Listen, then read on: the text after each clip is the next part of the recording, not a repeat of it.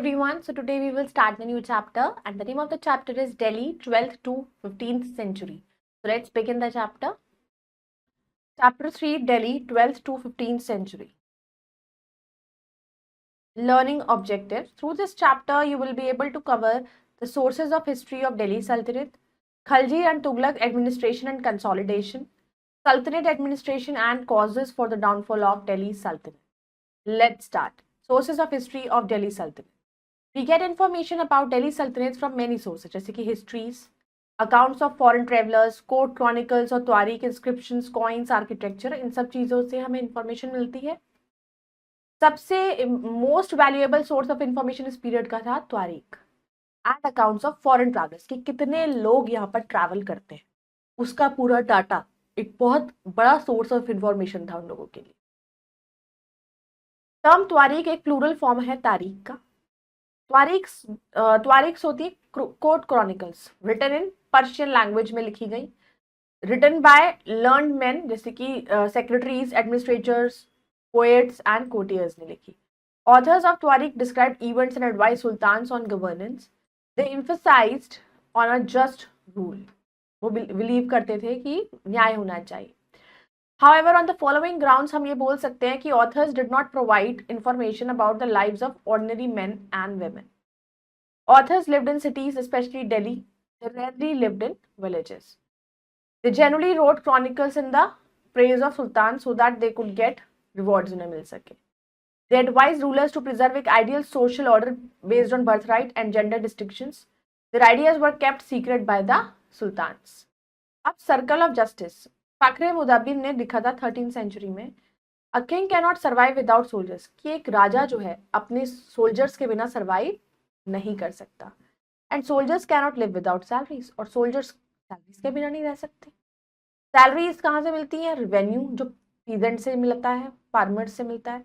Peasant revenue तब पे कर सकते हैं जब वो प्रॉस्पेरस और हैप्पी हो. तो ये कब होता है? जब किंग प्रमोट करता है जस्टिस एंड ऑनेस्ट गवर्नेंस.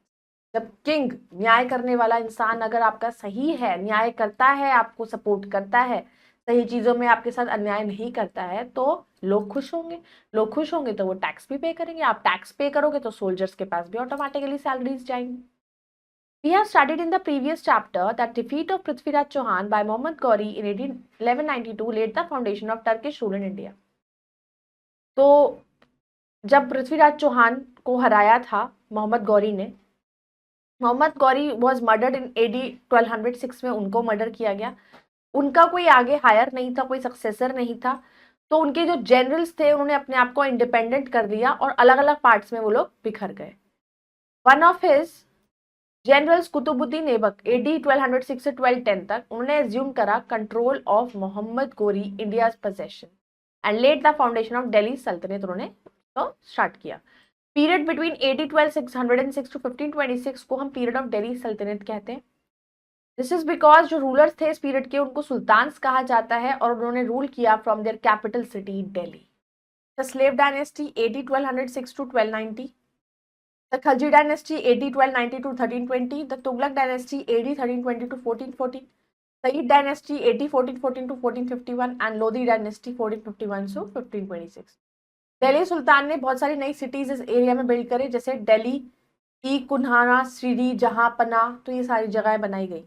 अब रजिया AD 1236 से 1240 तक रजिया सुल्तान थी जिन्होंने रूल किया था. बिफोर इट्स डेथ इल्तुतमिश ने अपनी डॉटर को नॉमिनेट किया था रजिया को अपना सक्सेसर. रजिया सुल्तान यूनिक थी हिस्ट्री ऑफ दिल्ली सल्तनत में, बहुत ही अलग थी. She was the first and the last women Muslim ruler थी मिडीवल पीरियड की, पहली और आखिरी women. She was a brave, intelligent woman, बहुत बहादुर भी थी, समझदार थी. She possessed all the qualities थी उनके अंदर एक जो एक रूलर में होनी चाहिए. She was an excellent horsewoman, घुड़सवार थी बहुत अच्छी. She dressed like a man की तरह रहती थी. Personality led her army in battle. But nobles did not like the idea of being ruled by a woman. लेकिन वहाँ के लोगों को पसंद नहीं था कि एक वुमेन रूल करे, उनकी सोच थी. तो एक chronicle of the age Minhaj-e-Siraj recognized that Razia was more able and qualified than all her brothers. अपने सारे बच्चों जो थे उनके सारे भाइयों में सबसे ज्यादा क्वालिफाइड और इंटेलिजेंट थी. स्टिल उन्होंने सोचा कि क्वीन का रोल अगेंस्ट जा रहा है हमारी एक सोशल ऑर्डर के. जो गॉड ने बनाया कि एक औरत को रूल नहीं करना चाहिए, जिसमें women were supposed to be subordinate to men. तो अल्टीमेटली उनको मार दिया गया AD 1240. The Khalji and Tughlaq administration and consolidation. Sultans जो थे उनका डिसेंट्रलाइज फॉर्म ऑफ गवर्नमेंट था. इस time of Ghiyasuddin Balban AD 1266 to 1287 तक जो सेंट्रल गवर्नमेंट था उनकी एनॉर्मस पावर्स थी ओवर द प्रोविंशियल चीफ्स, जिसने उन्हें हेल्प किया ताकि वो फर्दर एनहांस कर सके पोजीशन सुल्तान की और एक्सरसाइज कर सके अपना कंट्रोल नॉबिलिटी पर. ही हैज ऑल्सो इंट्रोड्यूस बहुत से रिफॉर्म्स आर्मी में उन्होंने इंट्रोड्यूस कराए और बहुत सारे अच्छे ऑफिसर्स को उन्होंने अपॉइंट किया, जिससे हेल्प उन्हें कलेक्शन रेवेन्यू कलेक्ट करने में एक ट्रांसपेरेंट तरीके से उनको मदद मिली कि कोई भेदभाव नहीं, कोई लड़ाई झगड़ा नहीं.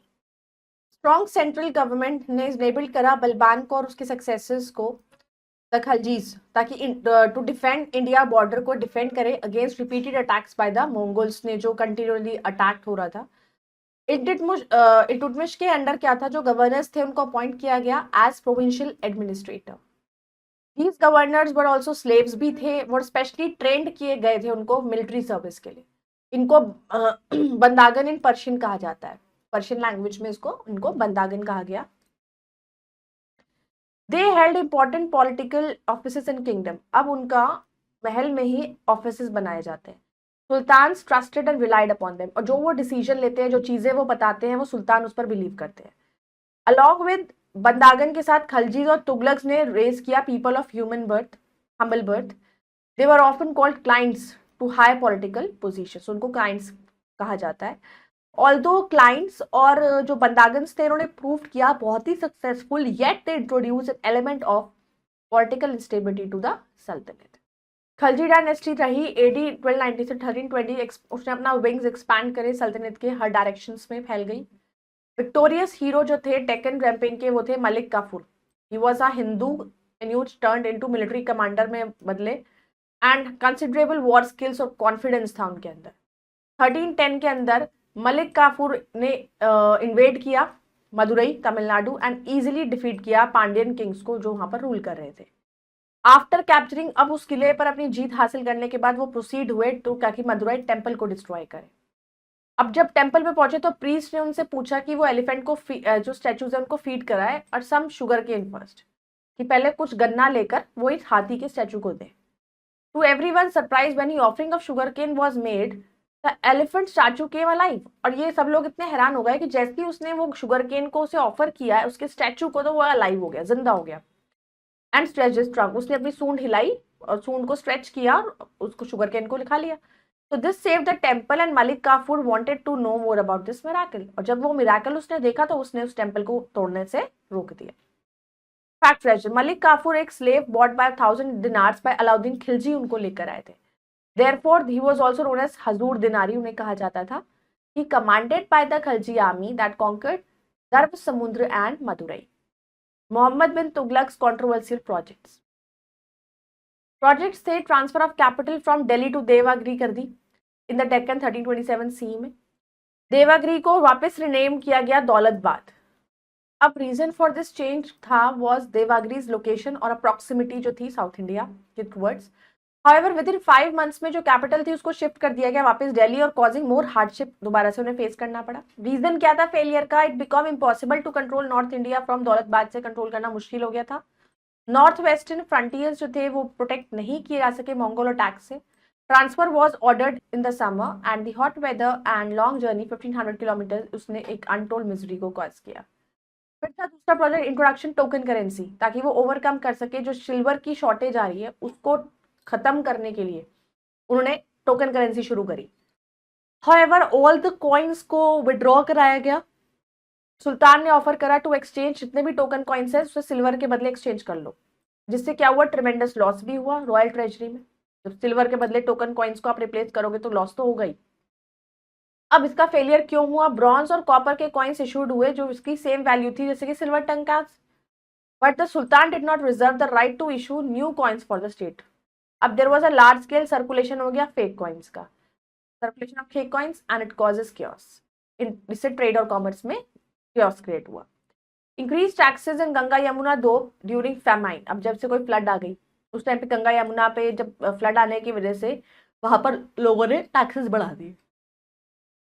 उन लोगों ने। क्यों भाई प्रॉब्लम आई? अब मेजर वॉज ऑल्सो विड्रॉन। अब पीजेंट्स जो डिसकंटेंट हो गए, दुखी हो गए, एग्रीकल्चर सफर्ड एक्सटेंसिवली, क्योंकि बाढ़ आने से, कोई भी फेमाइन आने से एग्रीकल्चर पर बहुत बड़ा इफेक्ट पड़ता है। सल्तनत एडमिनिस्ट्रेशन, द सुल्तान। अब सुल्तान वॉज हेड होते हैं एडमिनिस्ट्रेशन के। Language of administration was Persian language थी। He was advised on affairs of such state by trusted nobles and in judicial and religious matters by the ulema. तो जो state में जितनी भी चीजें होती हैं उनके अफेयर्स को हैंडल करना उसको ट्रस्टेड नॉबल्स के थ्रू होता है और matters by the Ulema. He derived power by introducing divine right of kingship, according to which ruler जो है वो रिप्रेजेंटेटिव होता है गॉड ऑन अर्थ का। उन्होंने इंट्रोड्यूस करा rituals of sijda and paibos to assert his superiority. Division of the empire. अब सल्तनत वो डिवाइड हुआ इक्ताज और प्रोविंस में under the charge of muqtis and walis. Iqtas subdivide हुए शिक्स में जो प्लेस किया गया अंडर शिकदार्स। शिक्स को सब डिवाइड किया parganas and placed under amils. Pargana consist of number of villages उसमें थे। अब विलेज हेडमैन या मुकद्दम वही विलेज चलाते थे। पटवारी लैंड रिकॉर्ड रखते थे। सारा पटवारी का काम क्या होता है? सब किसके पास कितना जमीन है उसको रिकॉर्ड रखना और सुपरवाइज करना कि लैंड रेवेन्यू प्रॉपर टाइम पर कलेक्ट हो रहा है या नहीं। Your wise, how did the division of saltanat help with administration? Why was it necessary for the sultans to reorganise the administrative system? Department of administration. अब king ने ruled with the help of ministers जो in charge थे various departments के। Wazir headed the दीवाने वजारत। He looked after the income, expenditure, collection of revenue and overall financial matters. Arizan Umalik, along with his deputies, looked after army and military affairs को उन्होंने ध्यान दिया। The chief Sardar of Chief Qazi looked after all charities and added the department of justice को handle किया। Agrarian conditions। अब जो इक्ता system था वो सबसे important administrative और agrarian measure था जो इंट्रोड्यूस कराया गया Turks in India. Gradually hereditary बन गया। बिगर इक्ताज हेल्ड बाय दोज जो इंचार्ज थे हायर डिपार्टमेंट्स के, और स्मॉल होल्डर्स जो थे वो इंडिविजुअल सोल्जर्स जिनकी कोई एडमिनिस्ट्रेटिव रिस्पॉन्सिबिलिटी नहीं थी। इनके साथ साथ दिल्ली सुल्तान्स ने इम्पोज करे बहुत सारे टैक्सेस, पीजेंट्स पर बहुत टैक्सेस लगाए, जैसे खाराज हो गया, लैंड टैक्स, गाड़ी हो गया, हाउस टैक्स, चराई हो गया, कैटल्स पे tax. Rate of revenue was high, ज्यादा रेट हाई था। Peasant sometimes give as much as half of the total produce in tax. तो जितना टैक्स जो क्रॉप्स अनाज उगता था उसका जो आधा होता था उसका आधा का टैक्स पे करते थे क्योंकि टैक्स बहुत ज्यादा हुआ करता था। अब ड्यूरिंग द अलाउद्दीन खिलजी के रेन के टाइम पे रेवेन्यू बेस्ड होता था कि एक्चुअल मेजरमेंट ऑफ लैंड कि किसके पास कितना लैंड है और जितना लैंड होगा उस पर कितनी क्रॉप्स ग्रो होती है उसके अकॉर्डिंग उनको टैक्स देना पड़ता था। जबकि ग्यासुद्दीन तुगलक के टाइम पर इट वॉज क्रॉप शेयरिंग के बेस पर था। तो करप्ट रेवेन्यू ऑफिसर्स जो है वो ऑफन हरास्ड पीजेंट्स को हरास करते थे। डाउनफॉल ऑफ सल्तनत। अब फॉलोइंग फैक्टर्स थे जिसकी वजह से एंड हुआ सल्तनत रूल का। बहुत सारे रूलर्स थे, नसरुद्दीन मोहम्मद एंड फिरोज तुगलक, वो स्ट्रांग नहीं थे। उनके करप्ट अपॉर्चुनिस्ट एंड नॉबल्स थे जो मैनिपुलेट करते थे, उन्हीं के को दूसरों की नजरों में गिराते थे और उनको अनपॉपुलर बनाया, जिससे कि फॉर्मेशन हुआ बहुत सारे group of likes among the nobles which divided their loyalty towards the Sultan.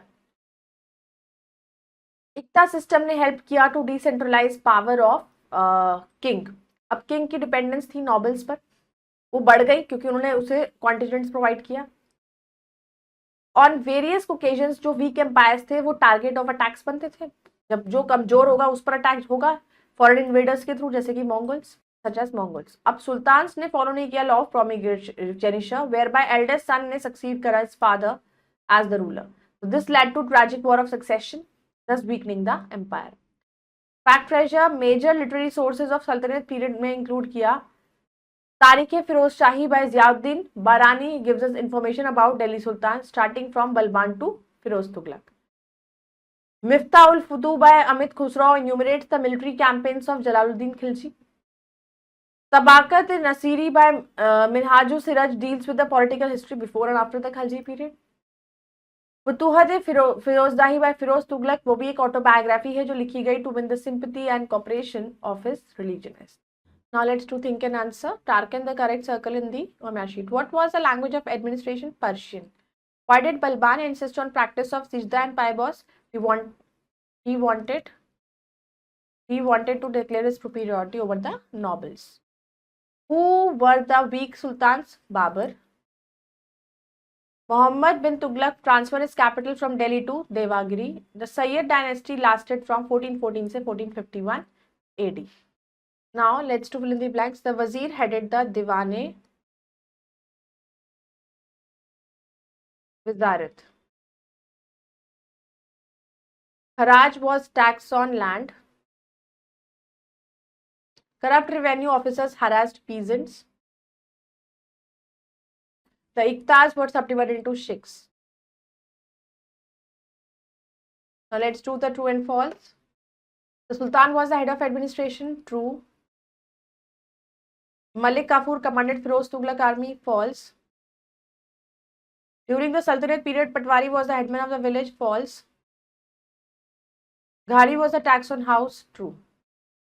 I hope you all have understood this chapter. You can go through it again. We'll meet in the next video. Till then, bye-bye. Take care. Thank you.